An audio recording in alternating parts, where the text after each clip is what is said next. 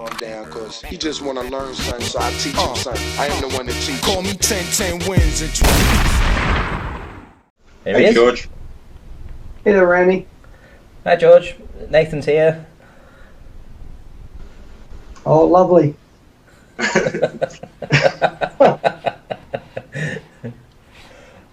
Hi, Nathan. Hey, George. So I wasn't following. You guys go ahead. I'll try to catch up. I was on a Skype call with someone else here, so I missed most of what you were talking about. I was just telling Nathan before that you're going to be doing a show on Saturday about reference frames.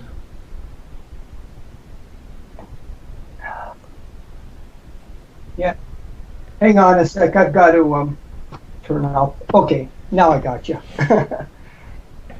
Yeah, Saturday I'll I can do something on reference frames. Yeah, because I was on a show before. Well, I wasn't on a show, but I mentioned in their chat too, I think the Globe Earthers. So I just mentioned that can you prove Coriolis? And I got timed out for it. So do you think what you're bringing on Saturday is going to be able to prove Coriolis? Well, that's kind of an odd statement. I mean, Coriolis is a definition. It's a result of how accelerations turn out. I mean, you mean prove Coriolis on the Earth or something, or what? Yeah, exactly. I can show how Coriolis arises. It's a definition.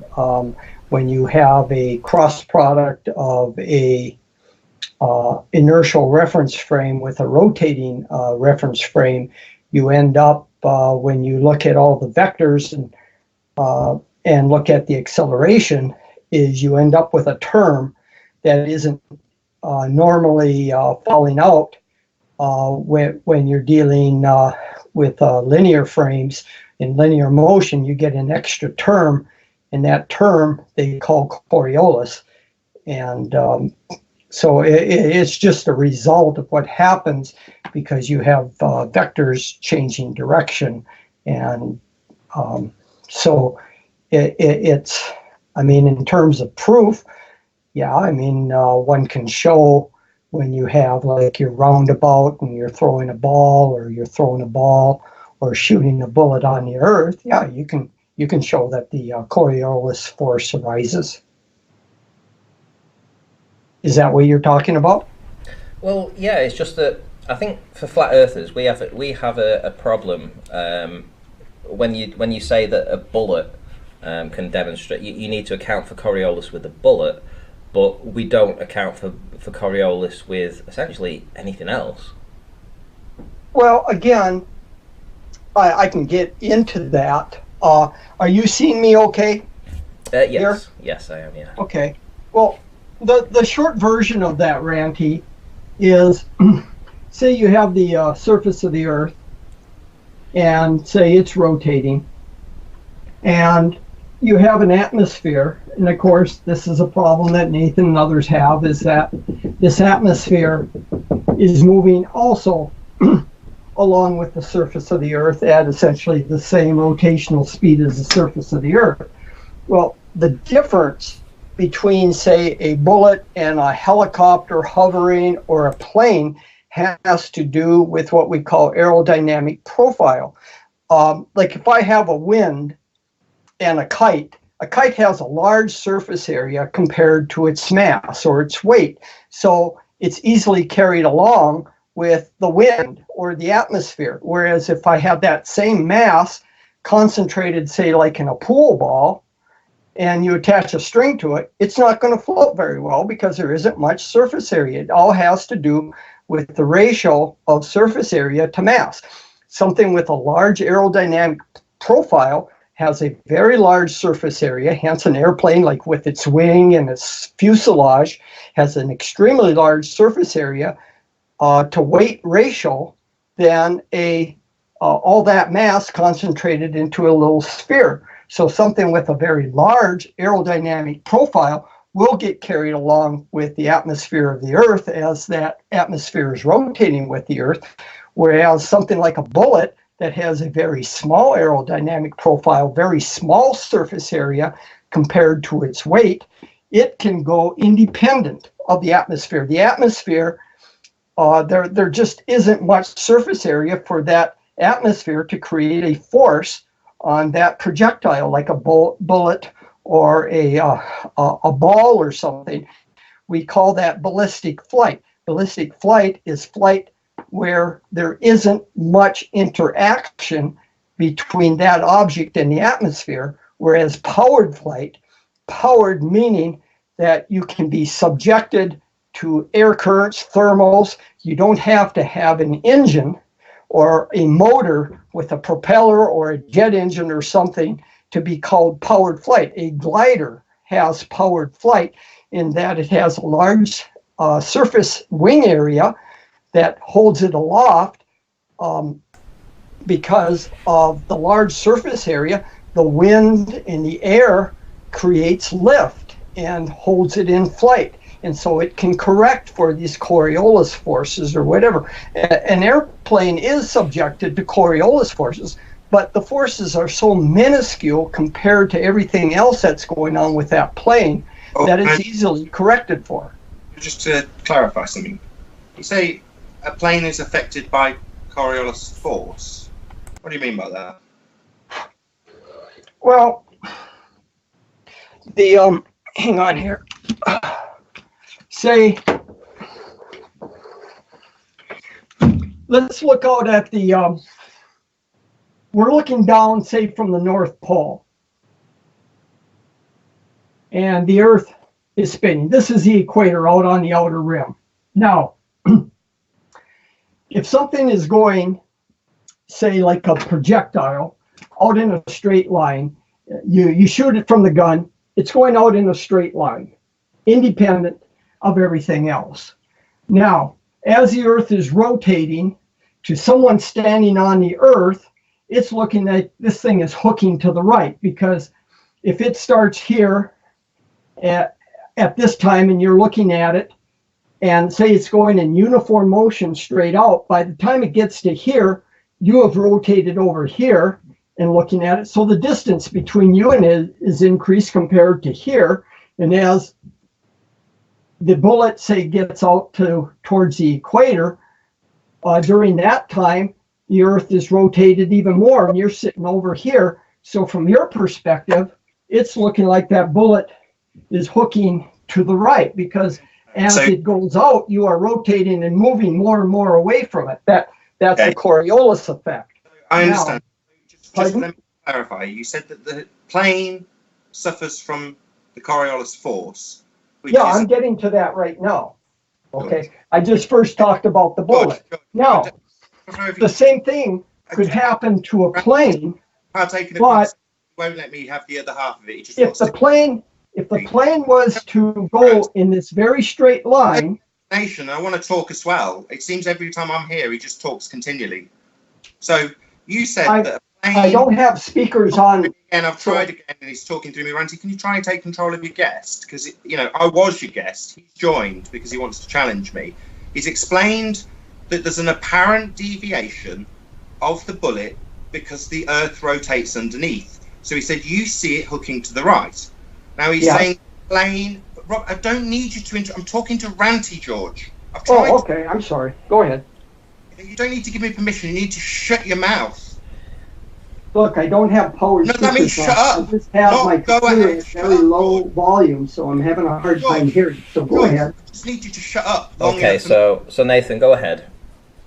Thank you, George. Yeah, I need you to, during this next explanation of you stating that a plane is subject to the Coriolis force.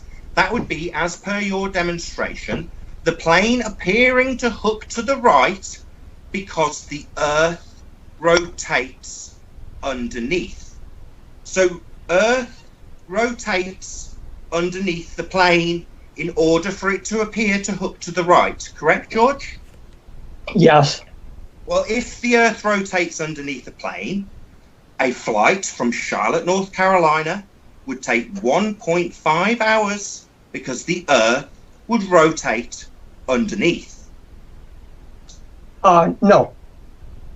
What's that, hand wave dismissal? Because the thing you're missing is that over any distances, the Coriolis deflection is very, very slight. On this hooking, I'm talking about like going from the North Pole to the equator, which is, on the order of 10,000 or 10 million meters. That's a long, long distance. It takes a very long time, 12 hours. In that 12 hours or whatever, you can easily scrub off any sort of deflection through your control surfaces, and that's what a plane does. It's not in ballistic flight. It can very easily correct for any sort of Coriolis deflections. If you go through the numbers, you'll find that the Coriolis deflections pale in comparison for air currents and other things that a plane is subjected to. It's really a non-issue for planes. And those air currents would be traveling from west to east only, correct? No, I mean, the plane has a large sail area. It has a large area weight ratio. So it's just like a kite. The kite is getting pushed along. It's getting pulled along with the atmosphere. George, you said that it was traveling with the atmosphere. The Earth and atmosphere travel as one, you said. So you're now saying that they're not traveling together. No, I said they're traveling together. The atmosphere is being carried along with the surface of the Earth. I just said that they are traveling from west to east along with the rotation of Earth, and you're saying that they're not rotating with Earth because that's how you start. I never said that. I said that the atmosphere is being carried along with the surface of the Earth. It's rotating at the same rate as the Earth is. Even though you get to seem to uninterrupted present your nonsense with air, which is unbonded to not only the Earth but itself. You claim that it's bonded so much it can travel, but it's traveling in the Earth.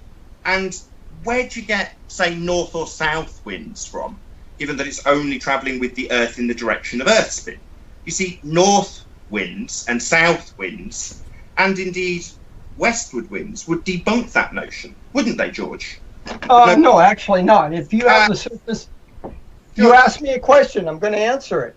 If you have the surface of the Earth and it's rotating west to east, and the atmosphere is rotating with it, within this air mass, you can have independent air masses acting independently of the rotation as a whole. As a whole, these air masses move along with the rotation of the Earth, but because of energy from the sun, these things can develop independent motion on the order of, hundreds of, 20 miles an hour, 30 miles an hour, or whatever. They act. Terrified of me talking. He has to talk indefinitely while I talk. He's terrified of me. So, George, you just said they go independently of the Earth. So either I said they can. Oh, Jesus. You did. I said they.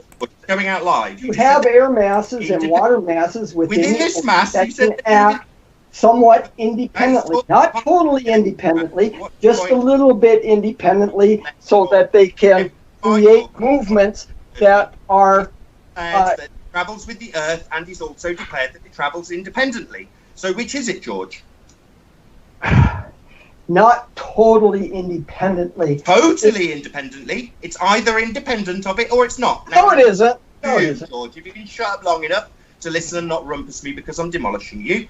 They are independent. Gas is not bonded to itself, let alone to the Earth, George. It couldn't possibly be carried along. That's an absurd thing to say, especially given that we don't just have wind traveling in the direction of the Earth. We have it in multiple directions, multiple surface winds. You can have movements within the whole atmosphere air mass that... And you're telling me that you're being interrupted when actually you're projecting that. All you do is talk on and on and on, and if you get a chance to speak, Nathan. You can't have the air traveling with the Earth and have it have independent surface directions of the wind. That's a contradiction, George. It can't both be independent and Okay, let me state it a different way that you can understand. Within the atmosphere, within the motion of the air that's rotating along with the Earth, you can have some movement within that atmosphere. You can have some other motion within that atmosphere, which we call winds. Can't have north, south, and west surface winds if the air is being carried with the Earth, as he first asserted. No, but you can have some air masses that move in addition to the overall. And the assertions. His assertion being the Earth and air travel as one, which is demolished. Nathan, do you ever break for a breath, Nathan? You have north and south. They are not traveling with the Earth, George. So you're independent, as you declared they are. Well, actually, they are traveling with the Earth for the most part. George, they're not traveling with the Earth. They're traveling independently, demolishing your claim that the atmosphere and Earth travel as one. You get your ugly face out of your camera. It's disgusting. Okay. So let me summarise and conclude. George has asserted that gas, which is not only not bonded to itself, is, according to him, bonded to the Earth as it rotates. This is demolished by the fact that we have surface winds that are not travelling in unison with the Earth. Also, it would give you a single reference frame and not a Coriolis effect. So you can't have unbonded gas, absolutely not even attached to itself, being bonded and carried along by the Earth. That's an absolute nonsense, and also debunked by the multiple directions of the surface winds we do observe. End of his assertion of Earth and wind travelling as one. They do not. Okay, George, would you like to address that and tell me when you've finished as well? Sort of like make your reply and then say, right, you've finished, and then we'll let Nathan carry on then. So I can speak now? Yeah, sure. Yeah, fill your boots. Okay, thank you. All right, with the Earth, with it rotating, carrying along, say, the atmosphere with it. We've got this atmosphere that's also rotating with the Earth. Say, let's talk about at the equator with respect to the center of the Earth. This is going at 1,035 miles per hour. So north and south winds, they aren't travelling with the Earth, are they? So Nate, Ranty, am I not going to get to answer this? Yeah, he's just said the Earth and atmosphere travel as one. I've debunked that. He's just ignored it. So we have north and south winds, though, don't we, George? They're independent. Shut up long enough. They're not travelling with the Earth. So the north and the south and the west winds that aren't. Hey, Randy, could you please mute him so I can give my answer? You've given okay, it. You said, just listen to what Nathan's got to say first, and then carry on. Yeah, you listen to what I've got to say first, George. I've already. Well, you've already said it. You've been monologuing for close to 15 minutes. Let me have at least 5 minutes out of your 20 minutes. I told him, but he can't because he's being wrecked. And he knows it. Look at his I'm not being wrecked. You're never giving me a chance to respond, Nathan. This is exactly what you always do. You just rattle on with your motor mouth, and you never give anyone a chance to speak. Keep rumpusing me. Randy's told you to listen to me. You've already. I don't want to listen to you anymore. I'm already not want to give you my response. If you're not going to give me time to give my response, then there's no point me being here talking to you. You have okay, nobody can hear any of you. Cause of gas. You have a religious belief that the Earth and atmosphere travel as one.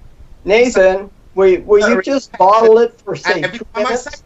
He's going to rumpus me because it demolishes the assertion. I'm not rumpusing you. You're the one that's been interrupting me. I've been wanting to give an answer, and you won't let me give an answer. He wants to present it individually because if I'm here, I'll point out that his assertion that they carry okay, Randy, thank you. I was hoping that you'd have a different show tonight. I was going to talk a little bit about he doesn't want this demolition and answer about the core of the Earth, but Nathan just wants to go on and on, so there's no point to this. He doesn't want to get heard.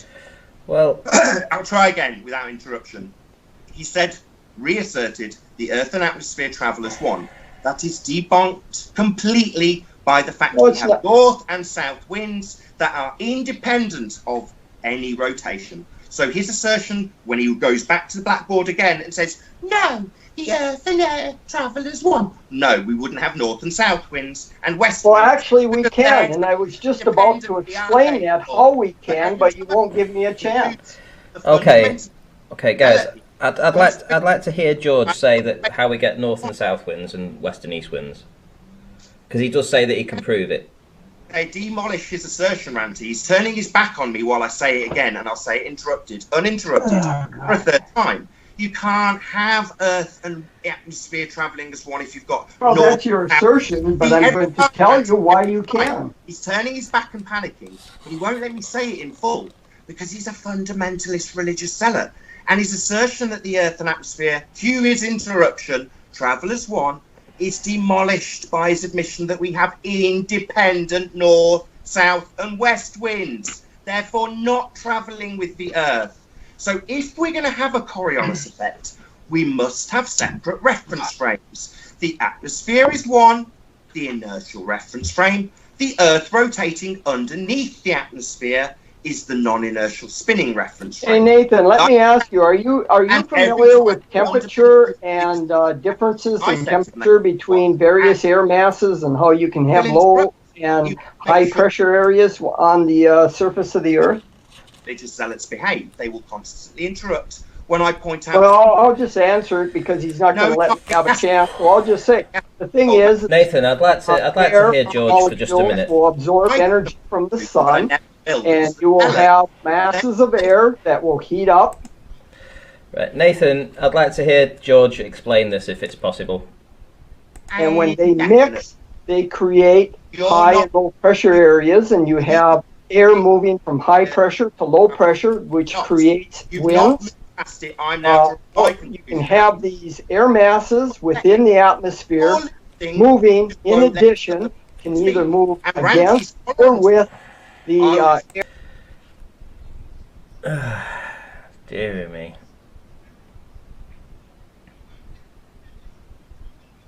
So I'll try again. Let's see if he'll interrupt me again.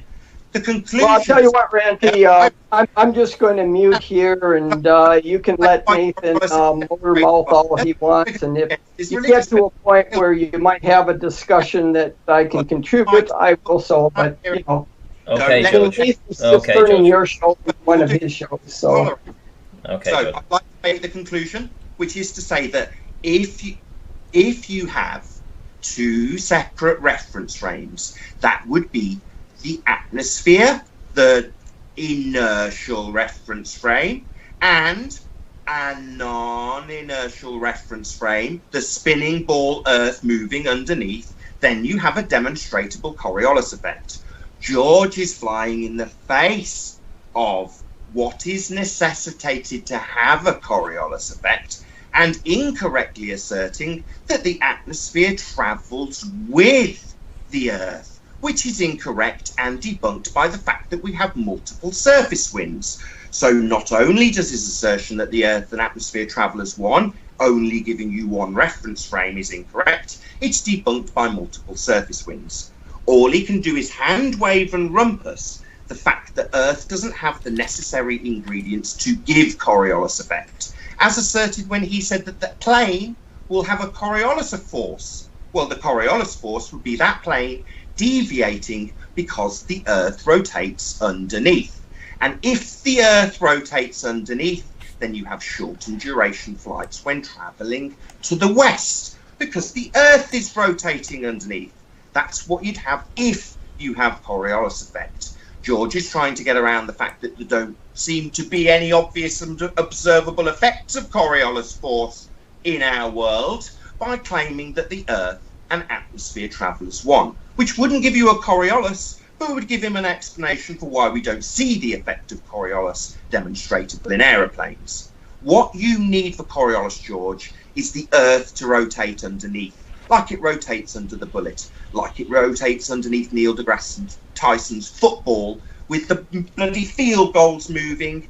That's what you need, George. Not to tell us how they're travelling as one, defying gas law, gas which isn't connected to each other, free to move in any direction, not being dragged along with the non-inertial reference frame. That's what you've got to do. Find a demonstration where it does have it, not explain why we don't see it in a single reference frame, you conjure with gas defying all laws of gas, which is to say being carried along, which it can't be, and is debunked by multiple surface winds.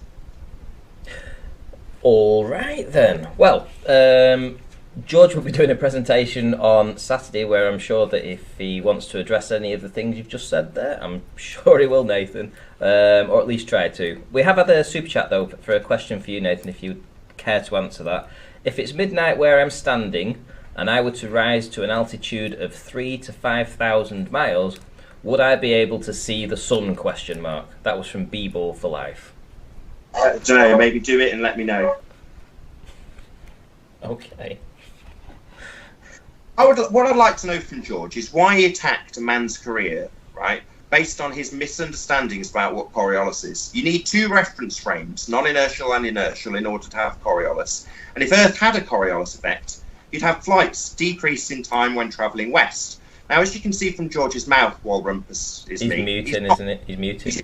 But I was about to point out that while he shut up for me to do what I've tried to 10 times. I've already addressed that in a previous show, Nathan, on Ranty's here. Ranty had asked me a question regarding Brian Mullen. I don't know why you and Riley keep on this thing. I've never tried to ruin anybody's career. You have no proof of it.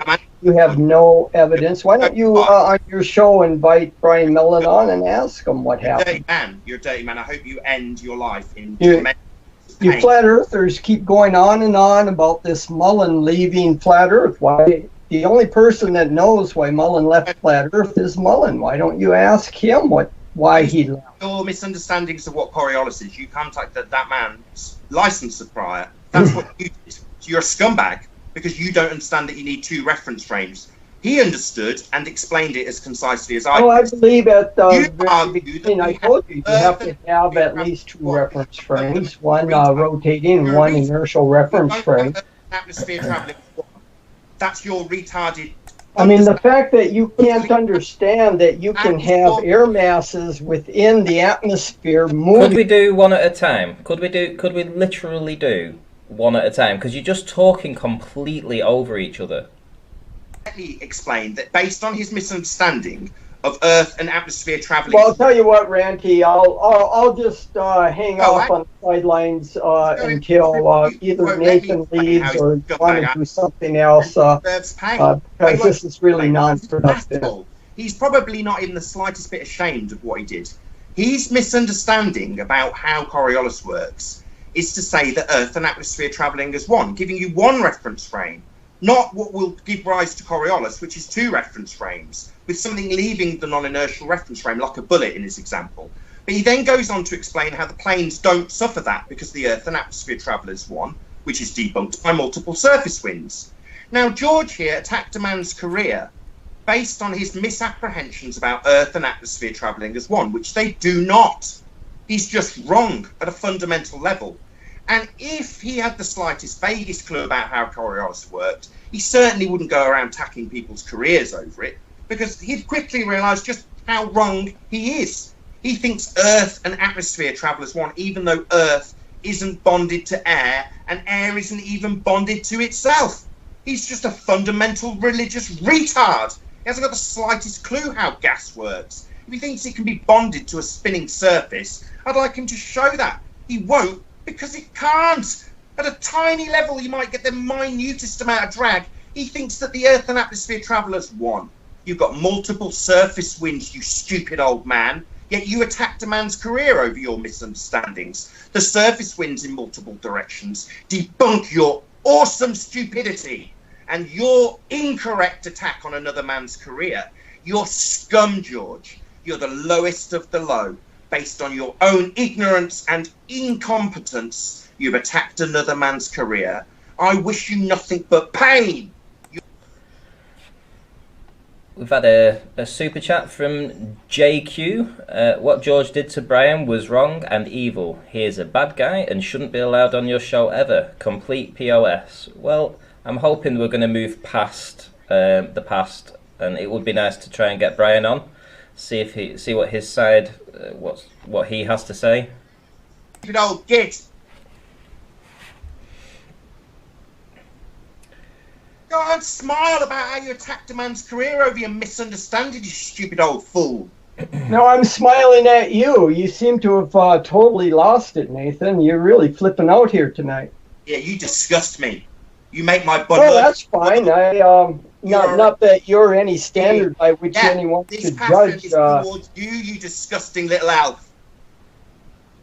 Oh, come on, bring it on. Is that the best you got? Human being, based on your misunderstandings of needing 2 reference frames in order for Earth to have a Coriolis effect, like described by Neil deGrasse Tyson, with the Earth rotating under the ball, or your description. Tell you what, Nathan. Why don't you tell people how you really feel about how me? you're wrong, and how you're wrong, and how you've attacked a man's career with your misunderstandings, you stupid old bastard. You deserve pain. I was going to say, I was hoping for a little more civil discourse tonight. I'm disgusted by this idiot and his misunderstandings. Had I known, I guess I hadn't listened earlier. Had I known Nathan was on here, I wouldn't have come on to cause all this thinks that you have disruption of your hangout. Even though you've got multiple. Maybe sometime if you have someone on without Nathan, I can join and have some meaningful participation. Careers. The guy's scum. He deserves pain. Massive shout out to Sam Hine, $50 super chat. Thank you very much. Apparently Nathan is crushing a Fundy Zealot.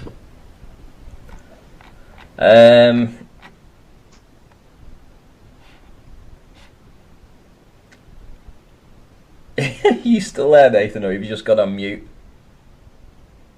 I'm still here. I'm fuming.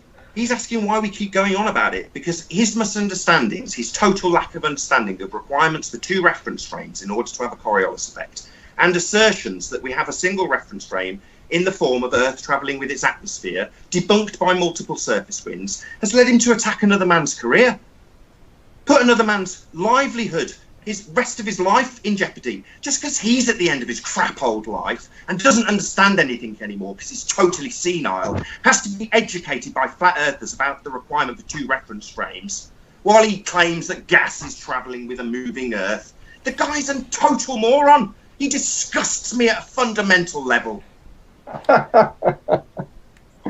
Oh, Nathan, you are certainly special. You have attacked another man's career. You're scum. Special. You disgust me. No, I've never attacked his career. I've just attacked his misunderstanding of basic principles of physics. Supply his license. Yes, you did attack his career. You liar. No, I did not. You have proof of this, lying face. You zealot scum. You're a liar. You did it. You know, just like on your channel, why don't you scientifically prove this to us? You're a liar. Why don't you come up with some citations or some evidence? Why are you making these baseless assertions? You're a liar. We know you attacked his career. You attacked the people who supply his license. You're a liar. You attacked. No, I have not. Yes, why don't you go on to the websites of the Professional Board of Engineers and see if there's anything in the minutes regarding Brian Mullen? You won't find anything. I'll just talk at you, you sicko. You need 2 reference frames to have Coriolis, George. You have to have some proof if you're going to start making claims and assertions. You don't understand. You know what? Stupid old man. Legally, what this is called is libelous discourse that's slanderous. People. You're just being slanderous. 2 reference frames, and all that he did, Brian Mullen was pointing out. I'll tell you what, Ranty. I'll just hang out, and you can. Do you have anyone else that you want to bring on, Ranty, so that this show isn't totally a waste? A waste of what? Us berating a scumbag zealot who has attacked a man's career based on his total lack of understanding. 2 reference frames. That's you. Nathan misses me that I don't appear on his show, so he wants to come on here and destroy your show the way he does. I didn't join this call. You joined this call. You want to talk to me. You've got a presentation for me. I'm living rent-free in your head, you senile old bastard. Now, I have a presentation I'll make for Saturday regarding reference frames so people can understand what reference frames are, because if they're listening to you, they totally don't understand what reference frames are because you don't have a clue. Ranty, shut up. Where'd you get that title? Was it from George? Reference frames. No, the bit about me. You had my name in it. You told me my name was in the title. Did you come up with that or George? I came up with that. Take it back, George. You're still a fundamentalist, religious, lying scumbag. Scumbag? But I ran it past George, and George was happy to go with that because, you know, in George's defence, he truly believes that you're misrepresenting the Coriolis and misrepresenting the reference frames. So he's retarded because he doesn't understand you need 2 reference frames to have a Coriolis effect. That's what the requirement is. To have Earth-based Coriolis effect, you need a non-inertial spinning reference frame, the Earth, and the atmosphere. Like the ball that Neil deGrasse Tyson describes, travelling through the air, seeming to go in a straight line as the Earth rotates. Well, I beg to differ. If you go back to where I entered the hangout and you asked me about Coriolis, I very distinctly said you have to have an inertial reference frame and a rotating reference frame to have Coriolis. It's just that you don't understand how the detachment of reference frames work, how the fact that a Earth's atmosphere that's carried along with the surface of the Earth can act as a rotating reference frame, and when you shoot a bullet or throw a ball, that's an inertial reference frame, and you can very easily get Coriolis. I expressed that at the beginning. I showed how for a person standing on a rotating reference frame that there appears to be a deflection to the right. You don't understand Coriolis. You're a moron. You think the Earth and atmosphere travel as I beg to differ. I'm anything but a moron. Don't lecture me on Coriolis. I understand this stuff. You are fundamentally retarded. You don't understand the necessary causes to have Coriolis. That's 2 reference frames, you stupid old git. I understand this and will school you indefinitely, regardless of how thick you are, regardless of how much you think you can talk through me schooling you, because you're stupid, you're senile, and you don't understand the necessary causes for Coriolis. 2 reference frames, not Earth and atmosphere travelling as one reference frame in the face of multiple surface winds, you stupid old dick. You're fundamentally retarded. You disgust me with every single ounce of your being. You're thick. Hey, Nathan, do me a favor. Why don't you tell the audience how you really feel about me? Based on your stupidity and your misunderstandings, you will attack people's career in the latter years of your pathetic life, won't you, old man? Well, I will be here for a lot longer to school the retards who listen to you and your nonsense about how Coriolis isn't in effect for planes because we have 1 reference frame with gas defying every single law of gas. So I will be here indefinitely to school fundamental retards like you old bastard. Don't ever talk about Coriolis again, you fundamental retard. How dare you talk about this subject? You are stupid beyond comprehension. I understand the necessity to have 2 reference frames. You will argue about how Earth and atmosphere travel as one. You're a moron. George, tell us about your presentation. Tell us about your presentation on Saturday. What have you got for us? A presentation when? You've got a presentation this Saturday, so it's about reference frames. Correct. I was wondering, you know, if you give us a quick idea of exactly what you're going to do. I mean, Nathan's made some points tonight. Obviously, he's very unhappy for, you know, for this. It's a very sore subject. What was your first clue? Well, that's Nathan. He doesn't suffer fools gladly, and in his mind, you're a fool. So there we go. But, you know, he does raise some very valid points, and I'm fully on board with what Nathan says, essentially. So you're going to have to bring your A game if you're going to try and convince flat earthers that you can prove Coriolis. Well, there's the whole idea of what I wanted to do on reference frames is talk about what reference frames are. Is I did a little review of Nathan's show and your show a few times over the last few days, and I see that people really don't understand reference frames, particularly Nathan, because they talk about things moving in and out of reference frames, and that's not what really happens. A reference frame is just a point of observation in the coordinate system that you attach to it. And I was going to talk about that, is how you handle reference frames and try to demystify a lot of the misconceptions that seem to be out there regarding what reference frames are. And reference frames are very important in terms of how you describe the motion of particles from the or the motion of objects from the perspective of someone either in a inertial reference frame or a rotating reference frame or a combination of them. It's not all that complicated once you understand the concept of a reference frame, but there seems to be a lot of misconception out there as to what a reference frame is and how you handle them. So I was just going to, just do a little tutorial, basic tutorial about reference frames, and then maybe people can go away and a little better prepared in understanding how Coriolis works once you understand how reference frames works and how we use reference frames in solving problems.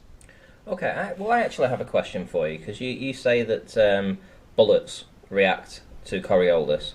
So, in theory, let's play this out in theory. If you strapped a gun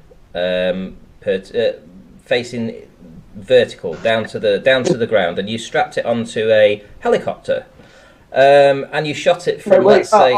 Hold on, Rick. Back up. My audio is not all that loud, and I'm having a hard time hearing everything. Could you start over and describe what you're saying here? Okay, so you've got a helicopter. You've got a gun facing absolutely straight down from the helicopter, right? Do you have to will it affect Coriolis? Will the bullet move due to Coriolis if you actually aim it directly down? Will it move? If you shoot it from a helicopter at, say... Okay, so you're saying you're hovering in a helicopter above the Earth? Yeah, let's say 2 miles up. Straight down? Yeah. There would... Let me see here. From whose perspective? It just depends upon whose perspective you're talking about. From the helicopter. Oh, from the helicopter? No.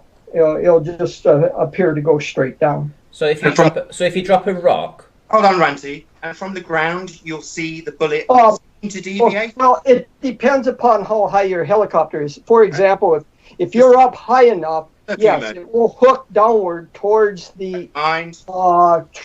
it'll hook downwards towards the just east. for a few seconds. I literally left so you could say your shit. Now I want to talk. Right. According to this, Dick, you fire a bullet down from a helicopter, and if you're on the ground, which is rotating underneath the helicopter, you'll see an apparent deviation. Is that right, George? The ground rotates underneath a hovering helicopter. Right, George? No, George. No, not if it's hovering. George. The ground is stationary. Someone looking down at the ground. If the helicopter is hovering above the ground, it is stationary with respect to a point on the ground. Any air to make any points without George constantly stepping in when I take a breath. What's his problem? I'll tell you his problem. He's a fundamentalist religious zealot that's being handed his ass by me. So shut your old git mouth and take the beating, old man. Ranty, to answer your question, Ranty, say if the helicopter were high enough, say thousands of feet, and you shot your bullet straight down, it would hook to the I've heard his claim. I want to address it. He just will not let me. The problem, George, is that according to you, you fire the bullet from the helicopter and you just see it going in a straight line. Well, the only way there's going to be a Coriolis effect is if from the ground you see that bullet deviate, because you rotate under the hovering helicopter if there's a Coriolis effect. No, that's not the case.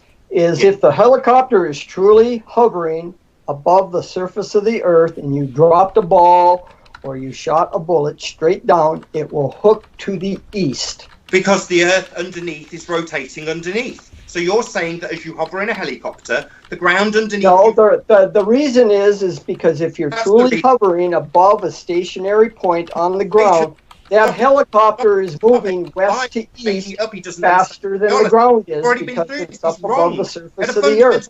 So that bullet or the ball, once it's released from the helicopter, has a little higher lateral velocity going west to east than someone standing on the ground, so it will look like it is hooking to the east because it has a lateral velocity that's a little bit higher than the surface of the earth.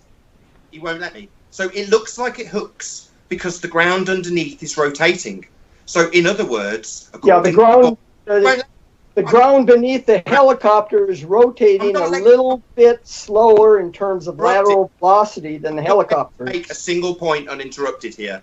The fundy zealot on the panel will not let me make a point. According to him, if there's Coriolis effect, that bullet hooks to the right, like he's just said. Why does it appear to hook to the right? Because you are rotating underneath. So I did not say hooking to the right. I said hooking to the east. If the Earth is rotating and you have a helicopter that's directly above the Earth, the helicopter is also rotating to maintain a stationary position above the Earth. Since this vector, this length from the center of the Earth is longer than this here, the lateral velocity from the helicopter up here is a little bit higher than the lateral velocity here. So this will appear to go in that direction. Totally unreasonable behaviour. This is east. This is west. If you drop something from high above the surface of the Earth, it is going to hook to the east. No one can hear anything. He's just talking through my conclusion. So, according to him, the reason it appears to hook to the right is because the Earth is rotating under the hovering helicopter. So if that was it's rotating with the helicopter. The helicopter and the Earth are rotating in unison. But the lateral velocity up here is a little bit higher than the lateral velocity here. So when you release it... One at a time, please. Won't ever let anybody make a point. One at a time. One at a time. Not one at a time. I'm not getting to make a single point here. Every time I get to any conclusion of anything ever, he talks over me, Ranty. What do you want me to do? I'll start making a point, and midway through, he'll start talking and writing on the blackboard before I've even made my conclusion. He observes an apparent deviation because as that bullet goes down, the Earth rotates underneath, which means that if you're in a helicopter hovering, you can wait for a continent to come along underneath, because according to Constance, Earth's rotating underneath to cause an apparent deviation of that bullet. From the helicopter, which is static and not moving, you see the bullet travel in a straight line down. But according to George, on the ground rotating beneath, you see it hooked to the right. So according to this complete moron, you standing on the ground below a hovering helicopter, you'll see it drifting off, and the continents will come to you under the helicopter. It's absolutely absurd. We don't observe continents coming towards you as you hover in a helicopter, as would be necessitated if there was the necessary ingredients to have Coriolis effects. Earth rotating under the helicopter. That's where he gets his claimed apparent deviation. But Earth doesn't rotate underneath helicopters now, does it, George? You're just fundamentally retarded, George. You seem to be arguing for a single reference frame and no Coriolis, George. Any apparent deviation would be caused by Earth rotating under a helicopter and a plane, George. But that doesn't happen, George. Okay, ready? George. Yeah, you can have a couple of minutes here. So, Nathan, if you just give him a couple of minutes to answer. In the meantime, I just want to do a couple of shout-out thanks. LBB Store, thank you. Get 'em Nathan. And FE News, $5 super chat. They can't prove the atmosphere spins with the Earth, so why even talk about this? Well, thanks for the super chats. I really do appreciate it. George, you've got a couple of minutes here, so Nathan's got to mute that say. Okay. So here you go. All right, here we have the Earth. It's rotating west to east. And here we have our helicopter sitting up here. And it is going to move along such that the Earth rotates, the helicopter is staying above the same spot on the Earth as the Earth rotates. So the same angular velocity, omega. And there is no Coriolis effect. Oh, Jesus Christ. And there is no Coriolis effect if it's not having... Frankie, Yeah, could you just let him thought finish I had his? a couple minutes here, Could you just Randy. let him finish his point there, Nath? Cheers. Well, I haven't got a single point uninterrupted, Randy, to explain to you. I probably won't ever come back because I didn't get to make a single point uninterrupted. Every single attempt, he started talking through me. If the Earth does not rotate the helicopter, there is no Coriolis effect. Yeah, you hug that wall, old man. Hug it. It's going to give you some relief. Right, go ahead, George. Go on, carry on with your response here. Oh, really? Yeah, you think I'm going to even get 30 seconds here? No, you won't, George, you old man. You don't understand Coriolis. You've just described the helicopter with the Earth not rotating underneath. That would give no Coriolis, you stupid old man. As I keep pointing out, you don't understand what you need to have Coriolis. To have Coriolis, you've got to have the Earth rotating under the helicopter. And you've just described it not rotating underneath, you stupid old bastard. No, I have not. Can I continue?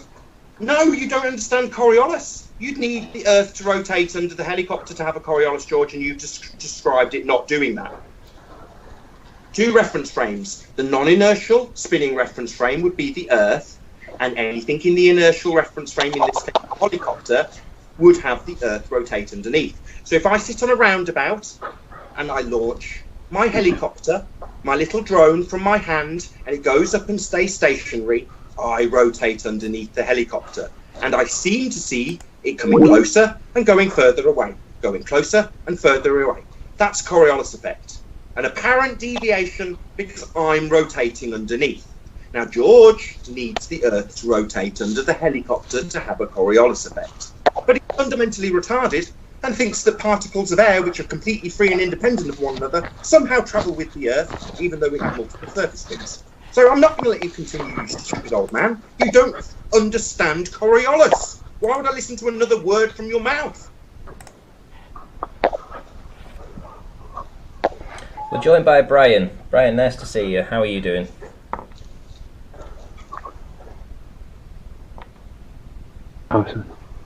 Hey, Auntie, how are things? I don't know if you can hear me pretty well. I thought it was on mute there, sorry. I'm out walking about, I'm out and about. Yeah, no worries. Am I coming through okay? Yeah, you're coming through fine. Yeah, nice that you joined though. It's cool. Hey Nathan, hello George. I have a question for George, if he's willing to answer it. George, if you're asserting that the Coriolis effect only needs one reference frame, then you should definitely have some kind of a physical demonstration to prove this. Or at least be able to come up with one that anyone can do themselves at home with household objects between here on Saturday. So if you can come up with a physical demonstration of your assertion, then it's proven. If you can't, then it's not. Then it's out the window.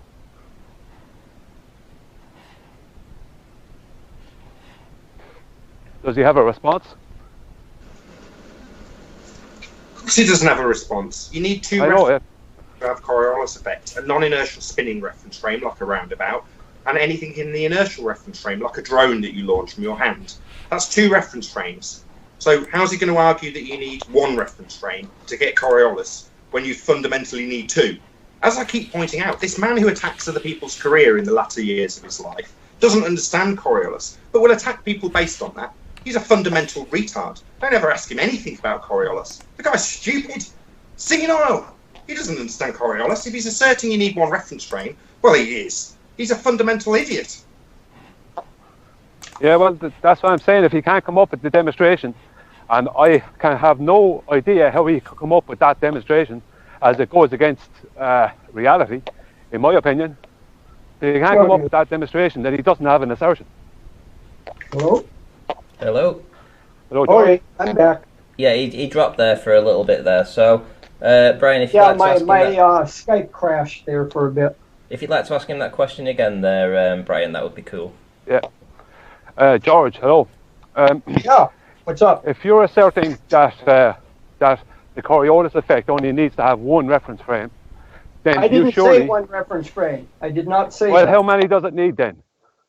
You have to have at least one inertial reference frame and one rotating reference frame. You can have multiple rotating reference frames, but that gets into a more complicated aspect of Coriolis. No, we need two reference frames then. At least, yes. Yeah. Yeah. One moving and one non-moving. No, they can both be moving. Yeah, but not in the same way. No, one has to be rotating and one has to be non-rotating at least. Yeah, You could independent have of each other. you could have multiple rotating reference frames, like if this, oh shit. Oh God, I just Have Coriolis. But to have Coriolis. Yeah, I mean, if you had to have Coriolis, don't tell us how to have it. You're stupid. I'll tell them. I understand. You don't. In order to have Coriolis effect, you need a non-inertial spinning reference frame and an inertial reference frame. That's what you require. That would be the plane. I just said that. That's George. the minimum George, of what you need. You can fundamental have more than one rotating reference frames. For example, here, let me give you an example of a complicated system. No, shut up. I'll tell them how Coriolis works. You have a non-inertial spinning reference frame and an inertial reference frame. Something George doesn't understand, that you'd have the Earth rotating under something in the inertial reference frame, like a helicopter. That would be in the inertial reference frame, and the non-inertial spinning reference frame would be the Earth turning underneath. I understand Coriolis. George is a fundamental retard who attacks people's career based on his total misunderstandings about how things work in the world. Like, hey, Ranty, I'm going to give you an example here of a complicated Coriolis system, one that as engineers we have to figure out. Say you have the ground here, and on the ground you have a crane. Stupidity, and has to talk. You have a crane sitting here, and it has a boom. Into his example, now, this boom but he's can move up or down. This is a crane that has a boom that can move up or down. And then if you're looking from the top, this crane that goes on at nausea. He'll talk. This crane can also move left to right. So let's say you have a bug crawling up on this crane at a uniform velocity. So it's an inertial reference frame moving at a constant velocity up the boom of the crane, and the crane is moving up and down as the crane is moving left to right. So you have two rotating reference frames here. You have one reference frame going left to right as the crane is spinning around, and as it's spinning around, it's lifting the boom up. Him start talking and not stop. Coriolis force. With respect to the ground, I can't hear what you're saying. As it moves around. He won't ever stop. He's a fundamentalist religious zealot. He doesn't understand Coriolis. He's an insane old man that thinks that you can have non-inertial spinning reference frames not turning under the inertial reference frames. He doesn't understand Coriolis. He's too old to understand it. He's got lots of... He'll go away attacking people's careers. Total misunderstandings about his work. I understand how this works, and I understand where George is wrong. I understand how gas works, and understand where George is of air travelling in a single direction when you have multiple surface rings. It's absolutely insane. And I'll be here for a very long time to point out just how stupid George is. Just how wrong he was to attack another man's career based on his incorrect assertions about how Coriolis doesn't work. Because to have it, you need a non-inertial spinning reference frame, that would be the Earth, and you need things in the inertial reference frames like balls, like Neil deGrasse Tyson asserts, with balls going through in a straight line while Earth rotates underneath. Or bullets, like George will concede, going through the inertial reference frame as the non-inertial spinning ball Earth turns underneath. But when we get to helicopters and planes, he starts asserting that they're carried along with the Earth. That's a single reference frame, even if it was possible, which it isn't because you don't understand how gas works, you stupid old bastard. Look at that stupid old smirk. Stupid bastard old smirk. Doesn't fundamentally understand how gas works. Man, you don't understand how Coriolis works. You fundamentally don't understand to have it, you've got to have the Earth rotating underneath. The non-inertial spinning reference frame would rotate underneath things in the inertial reference frame, you stupid old git. I'll school you, you stupid old bastard. You can ride close to me, you thick old man. I hope you suffocate for what you've done. I hope you suffer for what you've done to other people based on your stupidity. I'm here to tell stupid old fundies like this man here how Coriolis actually would work. What you'd need... microphone. You'd need two reference frames, Earth rotating underneath, to have Coriolis on Earth. The necessary ingredients are non-inertial spinning ball earth rotating underneath aeroplanes and drones and balls and bullets and everything that leaves the non-inertial spinning reference frame. But I'll educate this stupid retard every time I see his thick ass giving presentations about how he doesn't understand reference frames. Because he doesn't. He's stupid. Look at his smug, stupid face. Hey, Nathan, you're going to blow a gasket here if you're not too I hate careful. You. I sit here all day telling people about You're going to have a coronary behavior. Yeah, I'll blow a gasket. I'll happily do it. I'll wear my emotions and my disgust for you, you slime, right on my sleeve. You fundamentally disgust me, you old disgusting bastard. Attacking people's career while they're young and you're old, based on your misunderstandings of Coriolis. What a scumbag. What an absolute... Hey, Nathan, do you have a life at all? I mean, is all you do hang out on these I hate you. I hate internet shows and that? I mean, don't you have any sort of life that you have to just keep going on these rants? You joined here to talk to me. You've got a presentation lined up to address me about reference frames. I understand. Well, why don't you wait until I have the presentation? You fundamentally don't. You're a stupid, retarded, senile old bastard. That's what you are. I understand this stuff, old man. Well, didn't you listen to Ranty? Ranty was actually the one that worked out the title along with me. I mean, I didn't care about it having you in the title at all. I mean, all I want to do is talk about reference frames. It turns out that you have a total misunderstanding regarding them. So, you know, maybe it's time for people on your channel to come over here and get some good information for a change. No, you haven't got good information. You're a fundamental retard. You don't understand how Coriolis works. The necessary ingredients for Earth to have it being the Earth. Really? Did I not just say that you have to have a minimum of 2 reference frames? I mean, it's not sufficient. It's sufficient, but it's not necessary. I mean, you can have several rotating reference frames. You can have more than just 2 reference frames, one being inertial, one non-inertial.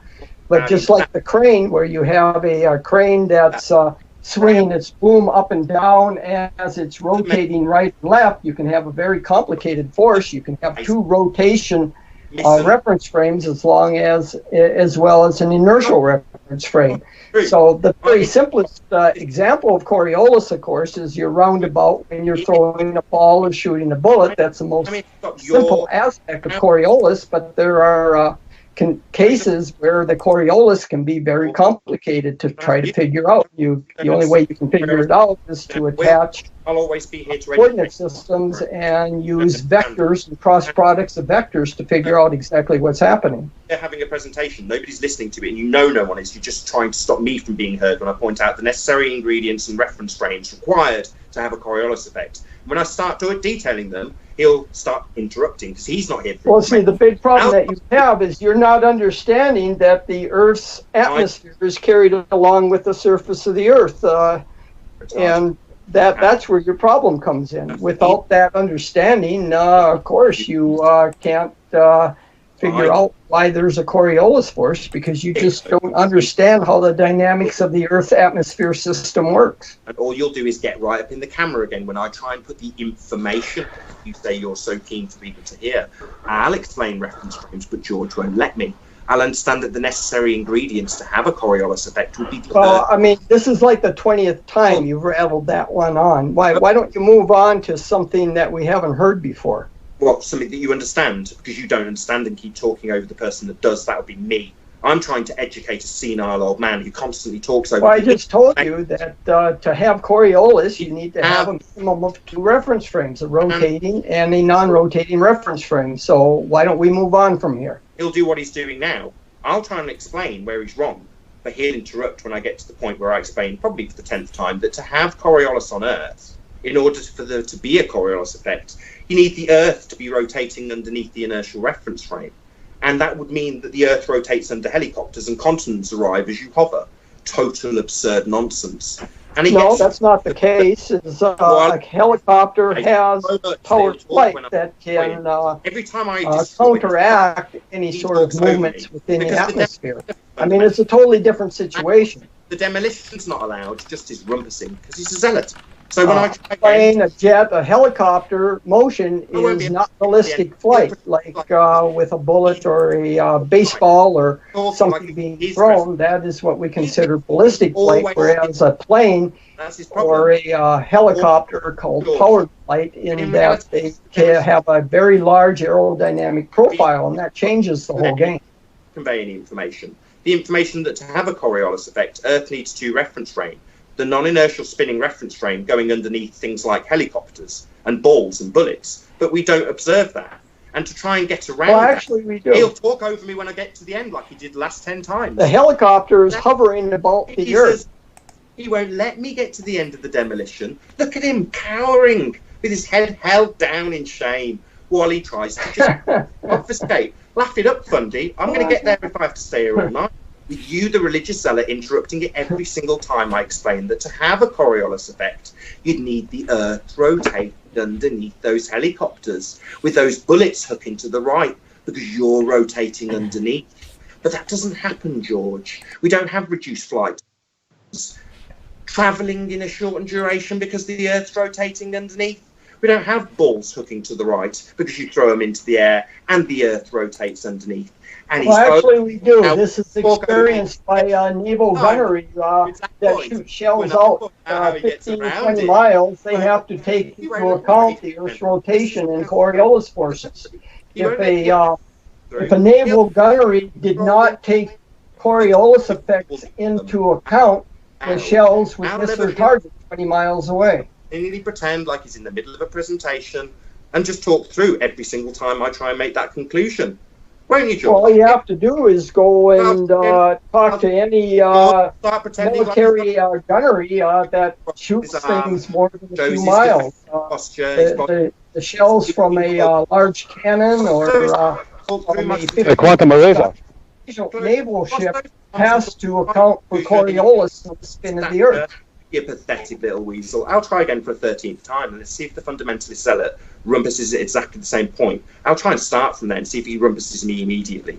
What George does to get around the fact that you'd need 2 separate reference frames to have the Earth rotating underneath and seeing an apparent deflection in bullets and helicopters and planes, he asserts that the Earth and atmosphere travel as one.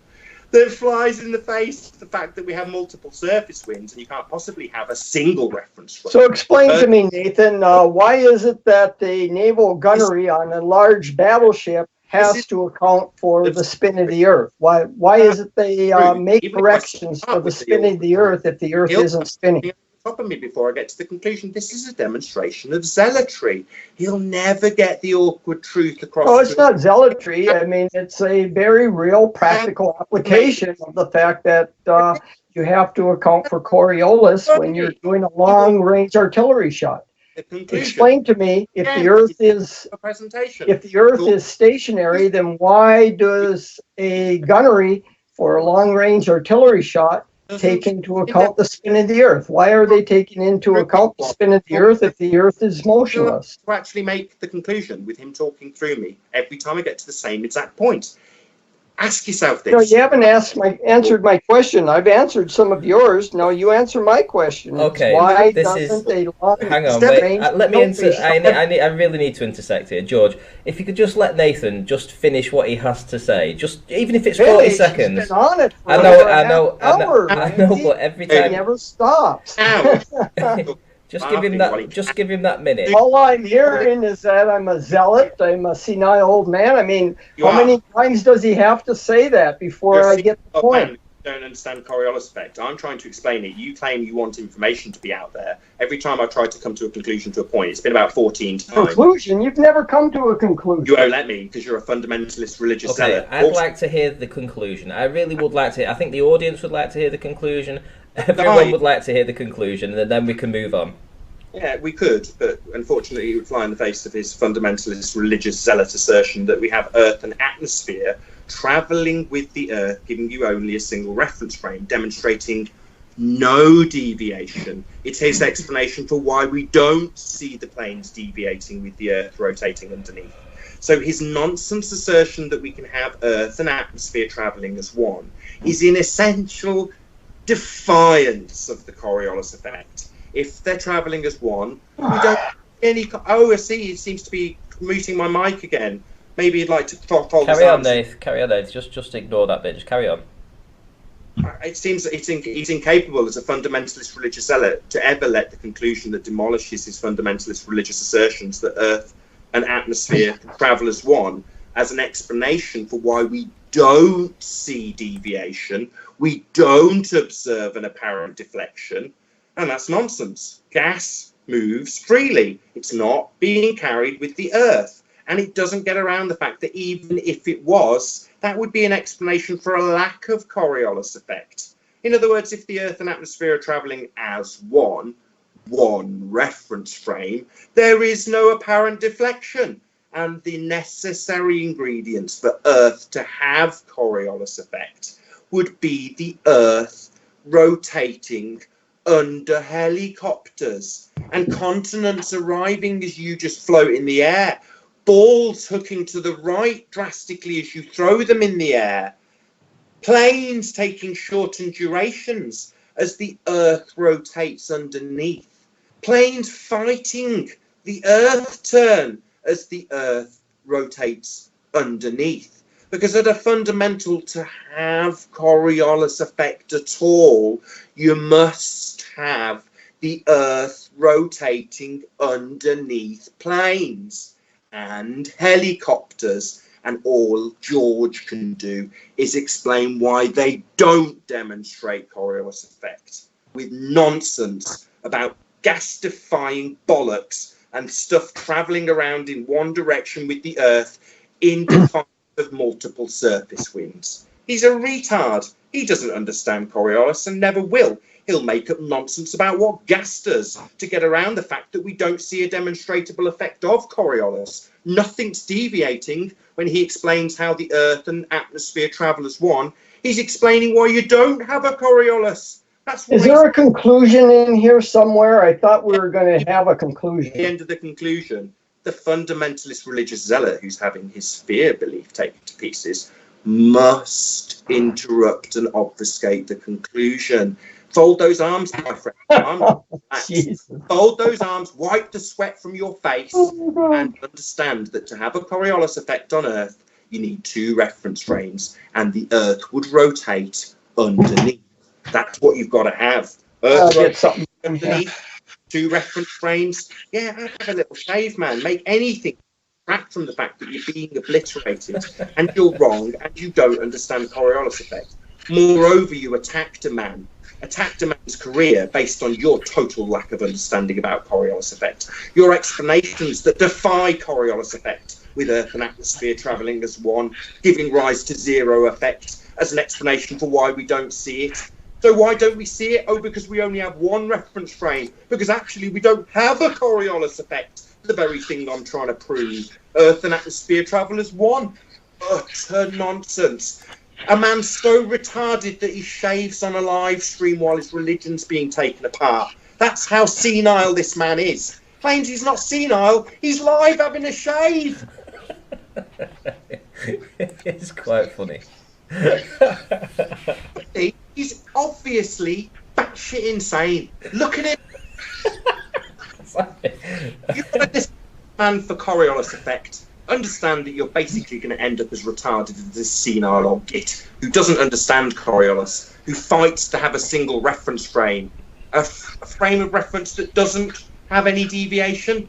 So a non-Coriolis effect is what he's fighting for. Earth and atmosphere travelling as one, gas defying its own laws. He's just a fundamental retard, and all he can do in the face is shave. He'll never have any explanations. He'll never have any answers. He's a moron. Okay. Right, is that the end of your conclusion there, Dave? Yeah, no, George is a disgusting human being. He attacked a man's career based on his total lack of understanding about how Coriolis affects, demonstrated by him claiming a single reference frame with Earth and atmosphere travelling as one, which would not give rise to a Coriolis effect. He's fundamentally retarded. Never listen to him about anything. He needs committing. Is that the end of the conclusion now? Thank you, Nathan. I needed that. Needed what? You need committing. You're a disgusting human being, and you're proud of it. Look at you. Yeah, actually, I am. I'm done, Ranty, on that note. Okay, cheers, Nathan.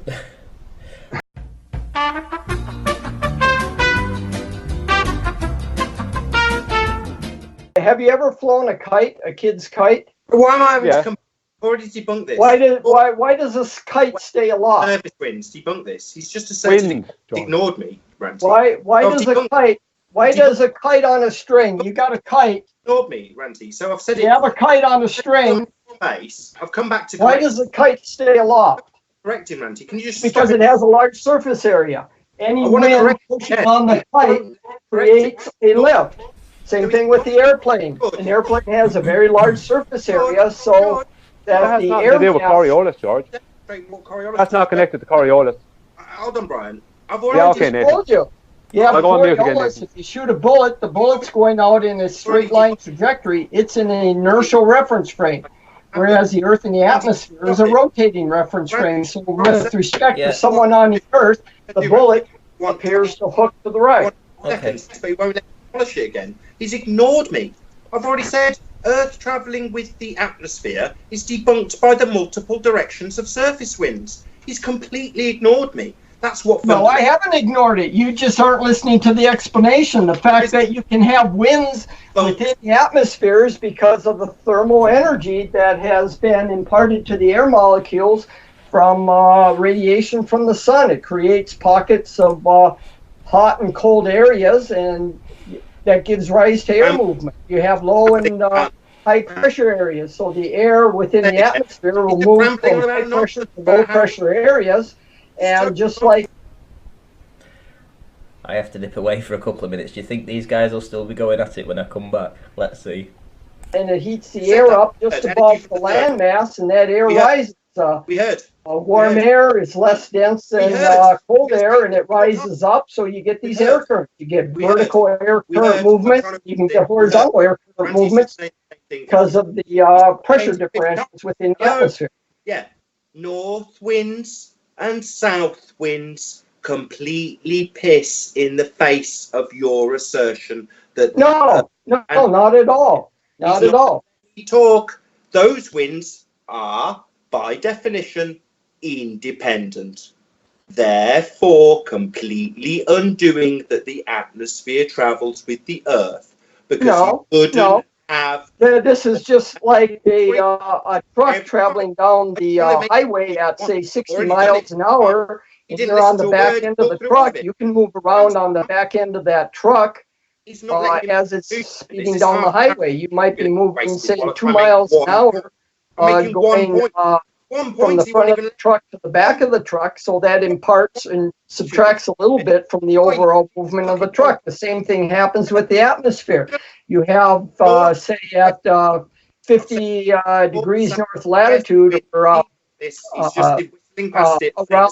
700 mile an hour rotational lateral velocity of the Earth, and you can have an air mass moving, say, 20 miles an hour with respect to that, either going north, south, east, west. I mean, you can have these air masses moving in addition, either adding to or subtracting to the overall motion of the atmosphere. It's a very easy thing to do. It's because of the radiation absorbed from the sun. It creates pockets of warm and cold air, or high and low pressure areas that cause the air to move within the rotating atmosphere. What a pain.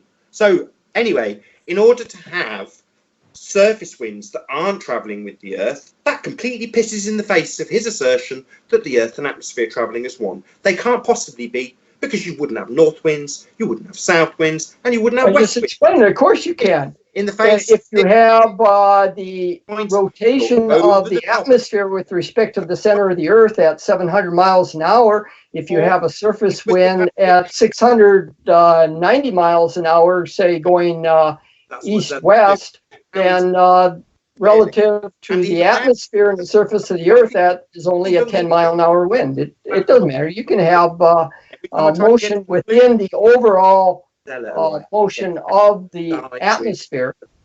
So anyway, so you've got this fundamentalist religious zealot who keeps asserting that you've got the Earth and atmosphere travelling as one, and they can't. North, south, and west winds absolutely demolish that assertion. It's an impossibility, because you've got independent surface winds in different directions. Just because you declare it so does not make it so. Earth and atmosphere travelling as one. It also flies in the face of how gas behaves. Gas is not attached to the solid Earth. It is moving independently, freely moving in all directions, not travelling as one with his Earth, but because he's stupid. I'm not contending that the atmosphere is attached to the surface of the Earth. What I'm saying is that there's frictional forces between the surface of the Earth and the atmosphere that causes it to rotate along with the Earth. It's like you have rough features on the surface of the Earth, like mountains and stuff, that push the air along with. After several millions of years of rotation of the Earth, the atmosphere basically goes in lockstep with the surface of the Earth. It's not attached to the Earth, but it's actually because of the frictional forces cause the air to move along with the surface of the Earth. That's what's going on. Anyway, so in order to have Earth and atmosphere travelling as one, it flies in the face of gas law, because gas travels in all directions. It also flies in the face of north, south, and west surface winds.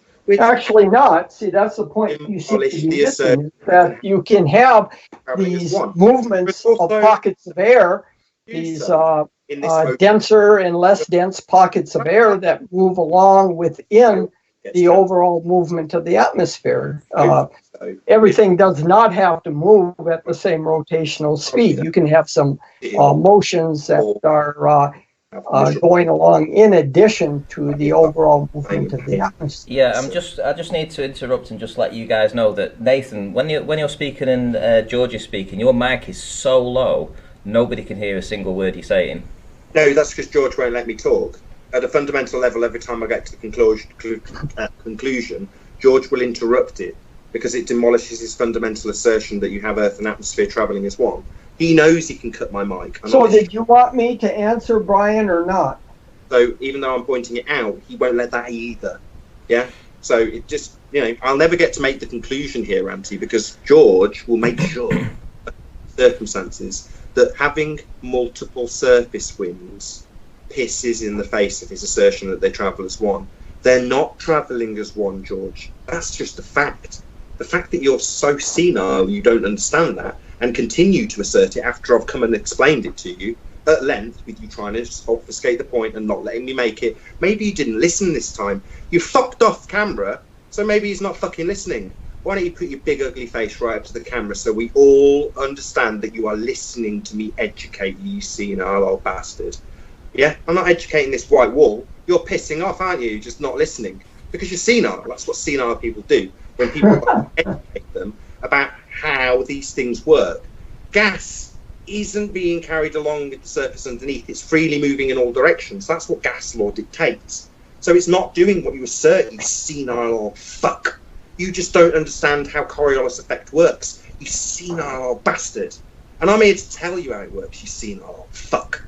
You understand that when you attack people's career over people's misunderstandings, that would be you senile old fucker. I'll be here to point it out to you with venom that you're a senile. That's it. Look in the camera, you old fucker. While I tell you that you don't understand Coriolis. You don't understand the necessary ingredients to have it. You don't seem to want to look at the camera while I educate you, you senile old fuck. Do not assert that the Earth and atmosphere travel as one. It flies in the face of gas law, you senile old bastard. It flies in the face of all the other surface winds, you senile old fuck. Okay, the ad homs need to stop, Nathan. Well, he's a fucking senile old bastard. I explained this to him already. I've had to come back. I hung up and wanted to go to bed. The moment I put the phone down, I hear him asserting that the Earth and atmosphere travel as fucking one. It's like I've not even been here, because he's a fundamentalist religious zealot, or insane, or senile. He's not looking at the camera while I explain this, and the second I go again, he will absolutely assert that we have Earth and atmosphere travelling as one, which wouldn't give you a Coriolis effect, and is pissed in the face of by gas law and multiple surface winds. He's not going to address that. He'll ignore it or rumpus it, and fuck off when I say it concisely, so it's like he hasn't listened and doesn't have to. Like sticking your head in the sand. This white wall we see, not his ugly old bastard face, is him ignoring it and sticking his head in the sand. him clutching onto the sides of the wall with his head hung, is him being obliterated based on his total lack of understanding of how Coriolis works. You need 2 reference frames, but he can't look at the camera. Can you, senile fucker? And I'll tell you, George, just how wrong you are. You don't understand what's needed. You fly in the face of gas law. You fly in the face of what's needed to have Coriolis effect by asserting that Earth and atmosphere travel as one when you've got multiple directions of surface winds. This makes you, at a fundamental level, a fucking retard. I'd rather look you in the eye while I call you a fucking retard with an absolute demonstration of how you're a fucking retard, George. So look in the camera, you big ugly bastard, while I tell the audience just how big a fucktard you are. Yeah, that's a bit out of order. You just look in the camera while I humiliate you based on your total lack of understanding of the subject, or stick your head in the sand like you are now. Yeah, every time you're on camera. Hey, Nathan, can you define a reference frame for me? You can't be on camera listening, can you? Because you're a senile old fuck. So look in the camera. For the audience here, as a preview for Saturday prepared, why don't you define a reference frame for me? What is a reference frame? Does it have to be a physical position or a physical spot on your... That's an interesting... Hang on, guys, this is an interesting question. Sticking his head in the sand. That's an interesting question. Doesn't have to be addressed. So you look in the camera while I talk and shut your senile old mouth. And stick your head in the sand while I explain it, George. You senile old fucker. While I tell the audience that he's just stuck his head in the sand so he doesn't have to address the fact that north, south, and east surface winds absolutely piss in the face of him saying that the Earth and atmosphere are carried as one.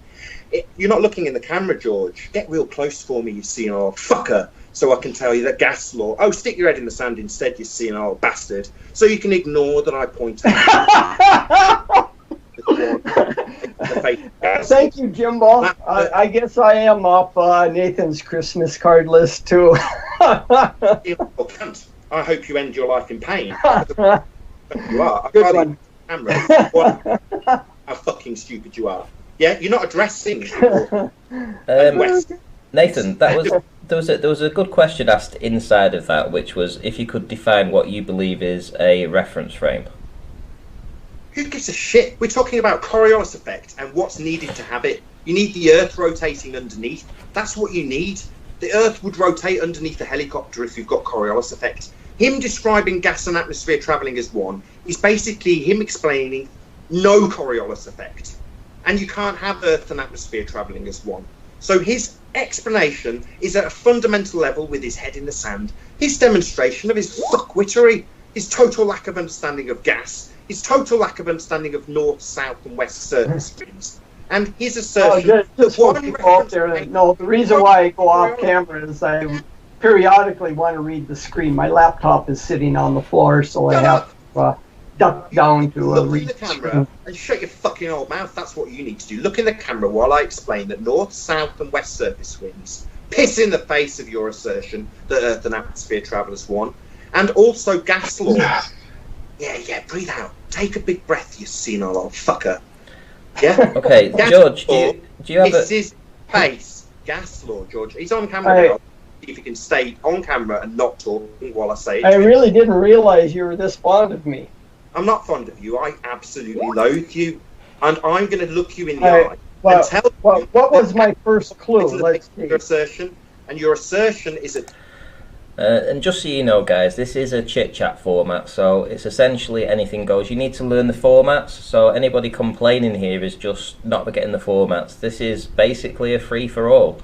I don't particularly like all the ad homs going on, but George is still staying around, so, you know, I can't change how people are going to act. You're seeing people how they act and how they act to each other, so this is just as it is, guys. You've gone back to the point I demolished the first time, George. And rather than look in the camera and listen to me explaining how north, south and west surface winds are pissing in the face of your stupid assertion that also flies in the face of how gas works. But you won't address it. You won't acknowledge the fact that you can't have multiple directions of surface winds if they're travelling as one. That's a contradiction in terms, you stupid old bastard. Yeah, Also, gas which is freely moving in all directions and not bonded is not bonded to the Earth, you senile old fucker. Are you listening? Okay, Not with the bonded. ad homs. Look me in the eye. They're not fucking bonded, you stupid old cunt. So tell me, Nathan I'll and treat you Randy, wrong. is there a conclusion in there somewhere? Treat people who you think are wrong. You attack their career. I will just call you a senile old fucking cunt for your behaviour. Daniel wants me to have you define a reference frame. Please do it. If you're not going to do it for me, do it for Daniel. What is a reference frame? Why don't you explain how a single reference frame with Earth and atmosphere travelling as one, and you don't have a Coriolis in that example, is in any way a demonstration of Coriolis? Because you keep writing on that blackboard about how you've got Earth and atmosphere travelling as one. I left and you did it twice. That's why I'm back here, you senile old fuck. How many fucking times do I have to say it before you distract away from a chat question? I've said it about 20 fucking times with you bobbing in and out of screen, you stupid old twat. I'm pointing out that north-south and west surface winds piss in the face of having them travelling in one direction with the Earth. But you want me to answer a chat question about reference frames? What about the single reference frame that you're asserting when Earth and atmosphere travel as one? And you don't listen to it and address that fucking point, you senile old cunt. Look at you. I see Channel Q is back in chat. So Channel Q, have you started your channel up for people yet? Why don't I have a conversation with you? Apparently, I know you like being... Gonna do a massive shout out again to Sam Hine for absolutely smashing the super chat. Thank you very much. Great show, Ranty. Nathan is crushing.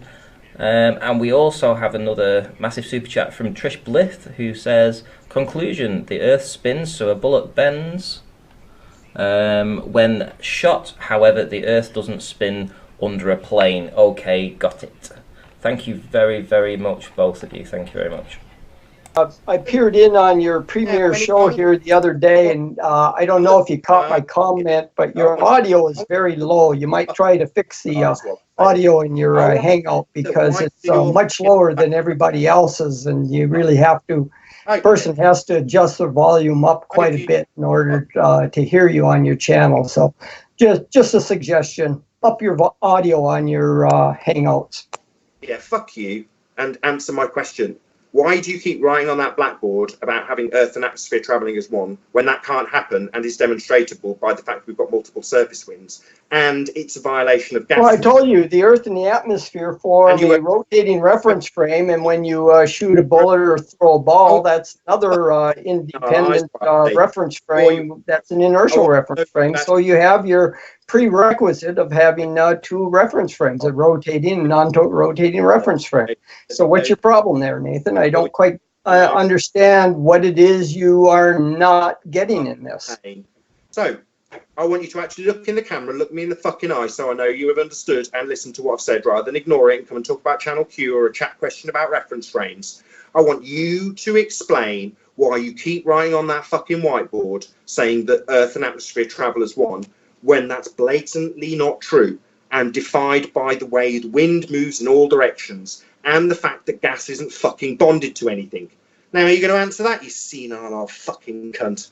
Nathan, really, this is, yeah, it's brutal. Is he going to address that or not? Is he going to address Come on, Nathan. You don't have to insult everybody.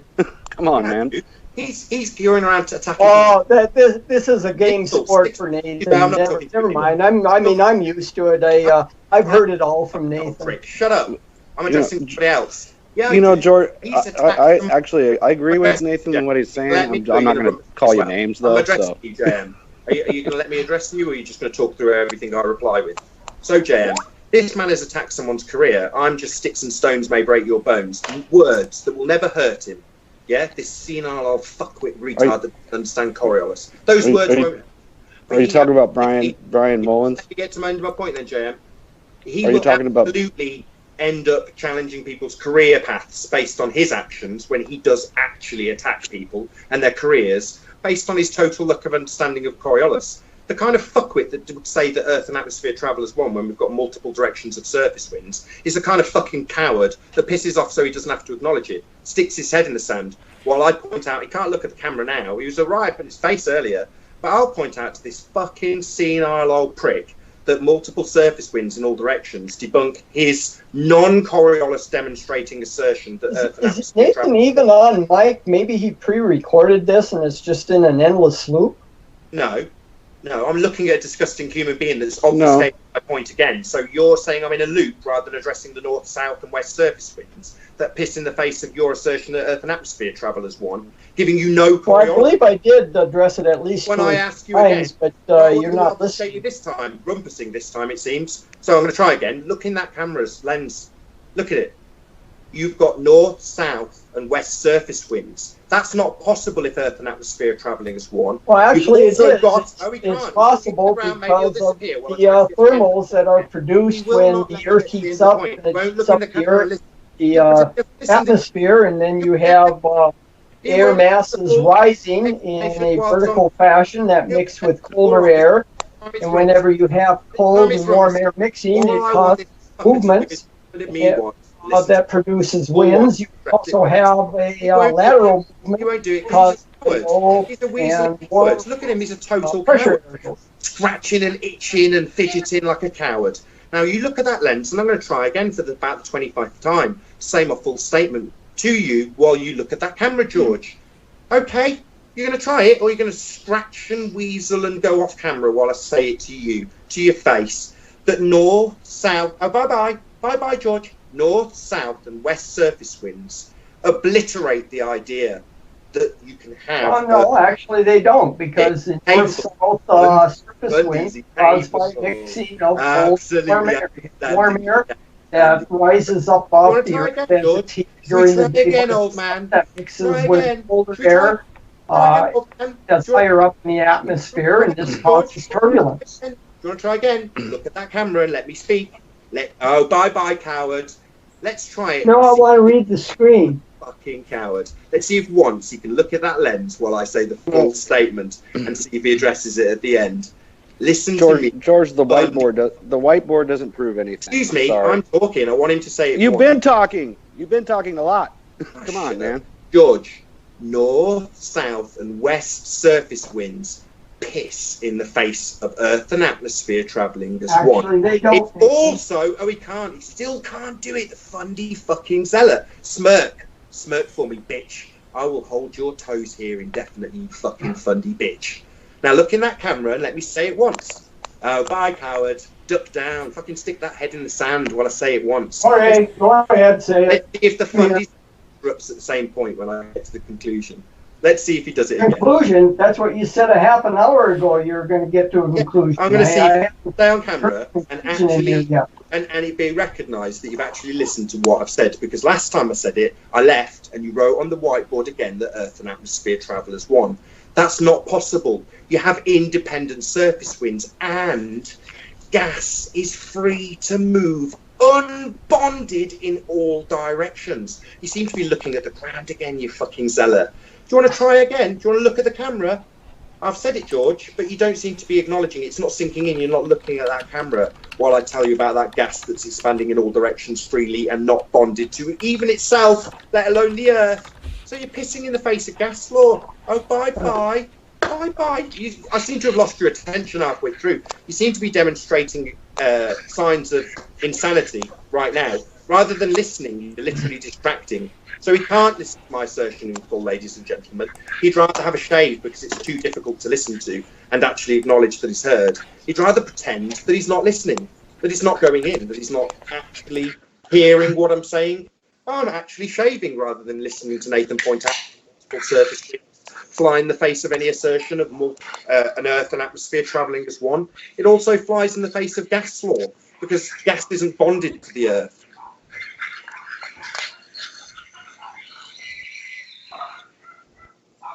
So let's see if we can look for what I say. I agree with you, Nathan. I mean, I do. So let's see if George can actually acknowledge it without shaving in the middle of the statement.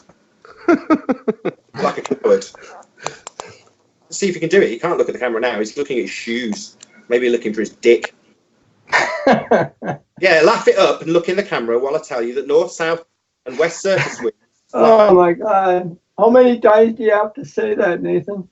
Well, you're not ever looking at the camera and acknowledging it afterwards. Now you're asking me how many times I've said it, rather than accepting the fact that your assertion that they travel as one. Bye-bye, George Howard. Bye-bye. I'll pretend he hasn't heard it after this, because he was shaving last time I said it when he was on camera, and now he's not even here to listen to the demolition of his Well, I'm here. I'm just below the camera. I'm reading my screen. Think to me, because you're a fundy fuckwit zealot who's slightly insane. Go ahead. I'm still listening. I'm just look. I'm reading the chat right now. I see. I have a lot of fans out there. Let the fucking audience know that you're listening. Let them know you're not distracted with something that's not demolishing your zealot religion in a sphere. Let them know you're listening to me, George. Because every time I've said it so far, you've either rumpused, asked me to answer a different question, not asserted it, asked me how many times I will ask the same question. You don't seem to be addressing the fact that you can't have Earth and atmosphere travelling as one, my friend. Multiple surface winds pisses in the face of that, and gas law does. But he's not even here to acknowledge it. Not even here to raise an eyebrow while I say these things. He'll probably come back and ask me about something completely different, or start the subject by alluding that he's going to answer the question and completely ignoring it that way. Let's see what obfuscation we get. Massive shout out to Sam Hain again, $50 super chat. This super chat is brought to you by Philips Norelco Shavers. Thank you very much. It'll go towards some well needed funds for next month. Thank you very much. And you're going to jump in on me. So the idea of north-south surface winds, east-west surface winds is because of energy received from the sun heats up the surface of the earth. That heats up the air just above the ground, and warm air rises. It's less dense, and cooler air rises up into the atmosphere, mixes with cooler air. This causes turbulence, causes the winds, and the same sort of thing. It develops high and low pressure areas. We all know that air moves from high pressure to low pressure, so that can cause lateral movement of air in any direction. There are no that can happen on a flat earth. Low and high pressure areas, or the thermals. It's thermal energy, kinetic energy of the air molecules that cause the winds. What the fuck does that have to do with the surface and air travelling as one and having multiple fucking directions, you stupid old Well, it can move within the overall movement of the Earth's atmosphere. Moving independently then. With an average velocity, but you can have random movements of air within that overall movement of the atmosphere. That's what you seem to be neglecting. You can have things moving together as a whole with an average velocity that's moving in pretty much lockstep with the surface of the Earth, but within that air mass that's moving along with the surface of the Earth, you can have some other movements of the air within that. That's very easy. Well, then it's not moving in lockstep, is it? Okay, there's a lot of conversation in the chat asking you to define a reference frame, Nathan. Just thought I'd point that out. Fuck. Who gives a fuck? Why isn't George addressing the fact that multiple surface winds means the air is moving independently of the surface? He just keeps saying it is moving in lockstep, but it's quite happy for it all to move independently in different directions. It's either in lockstep or moving fucking independently. It's not totally independent. There's some independent, smaller movements within the overall atmosphere. The whole atmosphere as a whole moves together, but you can have certain independent velocities that fucking double speed. Independent might not be a right word to use. Is what we can say is that there are movements, other air movements within the overall atmosphere that's moving along and rotating with the surface of the Earth. You can have changes in movements. Not everything has to move at exactly the same velocity. I mean, if you have something moving at 700 miles an hour and something moving at 690 miles an hour, then you have a 10-mile-an-hour differential, which could be your wind. So you'd have to compensate for that, right? What do you mean compensate for it? For that differential. That differential. You'd have to compensate for it. That's what a wind is. It's a differential between the average movement of the atmosphere and the movement of the air mass. I'm getting so if you fire a gun, you're going to have to compensate for that differential within the Coriolis effect. I don't understand your question. Compensate Yeah, for the this is differential. just- Compensate in what Okay, manner? Well, you're saying it's spinning around the Earth. The atmosphere is spinning with it. But you got different winds. Shut up. Okay, here's the thing that you're missing. And this is the same sort of thing, like if you're on the surface of the Earth and you jump up, I hear you flat earthers keep talking about how the Earth has got to be spinning beneath you if you jump up. You seem to be forgetting about what's called the conservation of linear momentum. If you have it, talking about that, we're discussing Coriolis let's effects. say if this is the surface, if this is the Earth and this is spinning and you jump up, the instant before you jump up, you have this lateral velocity, the same as the surface of the Earth, that's going west to east. The instant you jump up, that doesn't change. You still have that lateral velocity. You still have that momentum. So you jump up, the Earth is rotating. You jump up, you're still going with the same lateral velocity. So you're going to basically come right down to the same spot you jumped up by. You don't all of a sudden jump up and lose that lateral velocity and the Earth turns beneath you. You have the same lateral velocity as the Earth did the instant you jumped up. So you're just moving along with the surface of the Earth. How hard is that?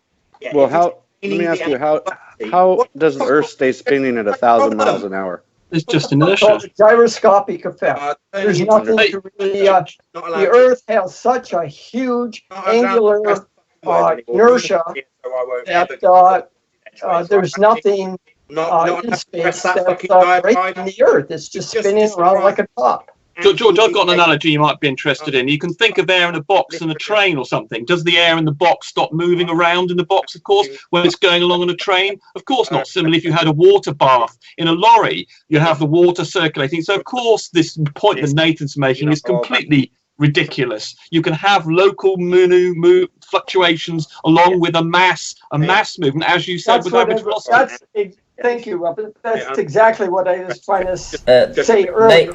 Nathan, could you increase your mic there, Nathan, please? Because everyone seems to be much louder than you. Yeah, that's because they're not letting me ever have any. Well, Nathan, you've spoken more than anybody else, so you don't need to speak at all, and you're just too stupid to contact George. You're not qualified, you're a moron, you're obnoxious, and you're not a decent enough person to talk to George, who is your intellectual superior in every regard. So, George, you're a decent person, Rumpus, are you? Well, Brian, I'm a what? Yeah, you are. I didn't hear any of that. Carry on, Rumpus. I gotta go and fill my glass. Yeah, I'll take it from dude, George.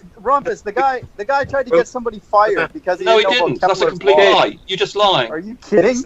You're just lying. Let's talk about You're his just morality then. You brought it out. You're the one who said that he's moral. Let's talk Oh, about he is. it. George is a very moral person. Right. So, sure. So, should Conspiracy Cast be fired because he doesn't understand pressure? He does understand pressure. No, I thought you just admitted a couple hangouts ago he didn't. Well, he made a minor error which he immediately corrected. Yeah, but Brian Mullen does understand. He's not a perfect human being. We all make mistakes, and he made a small one, and he corrected it.